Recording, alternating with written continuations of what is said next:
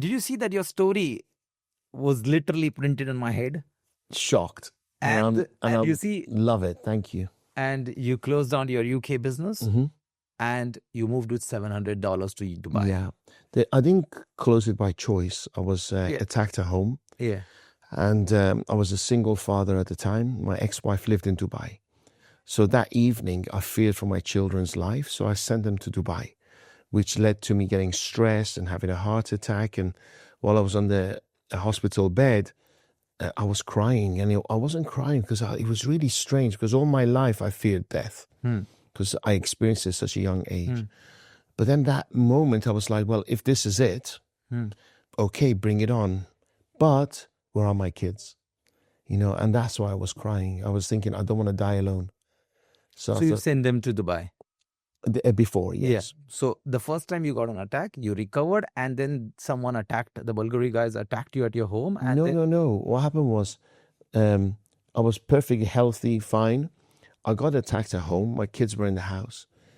I got rid of them. They got arrested. And then that night, I sent the kids to Dubai. Correct. Because I didn't know who these attackers knew they could come back. Correct. And then a few weeks later, I had a heart attack, my first one.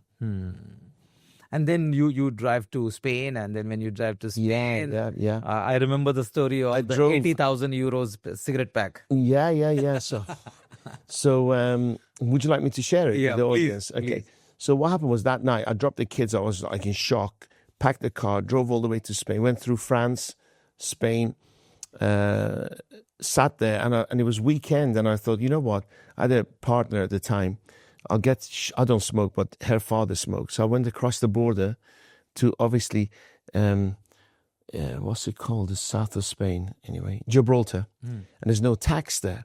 So I thought, I'll take the car across. It was a 4 or 5 litre car, put some petrol in it. And while I was there, I'll buy him a pack of cigarettes as a gift. As I was going by, I showed it to border police, and they went, oh, come over.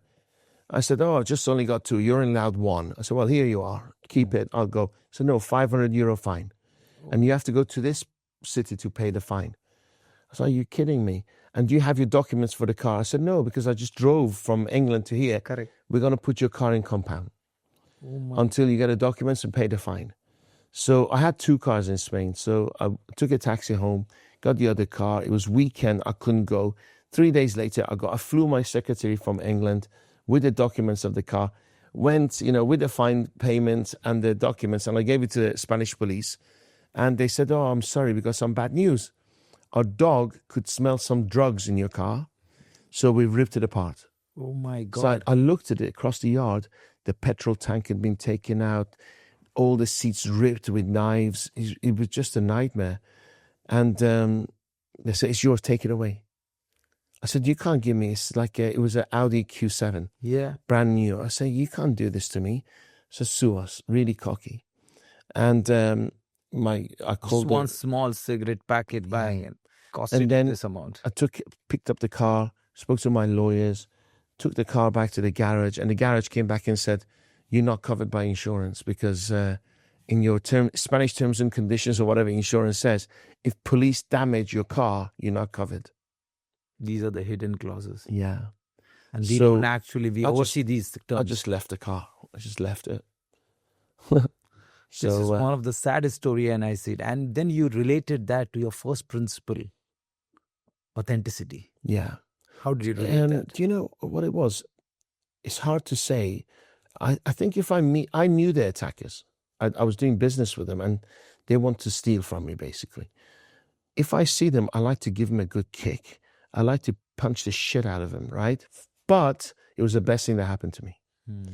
What really, really upset me, because nobody has the right to burst into your house with your children in it. Correct. I was just lucky that my kids didn't hear it.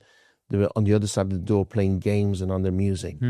If they opened the door and saw their dad a knife to his neck, that could have changed them forever. 100%. And I can't forgive them for that. And I hope my path crosses their path, because then once my joints are working, I like to... then you got them arrested. Yeah, but this is another thing that really upset me with England, was that they only got 6 months house arrest. They didn't even go to jail. I went to court back and forth, and the police negotiated the plea with him. So he didn't even get to judgment day. The police said, okay, we let him off 6 months house arrest. So they got tags on their ankles, and after 6 o'clock, they were at home watching TV. See? And whilst I was here trying to build my life, they set up websites against me, saying that he's got 10 kids, he's got 5 wives, he's got Interpol after him, he's a pedophile, he did. And it would hurt me because I came here, I lost everything. I came here, I'll do business with someone, and they do a Google search, and they find rubbish about me. And there's a saying that, you know, there's so much out there, one of it must be true.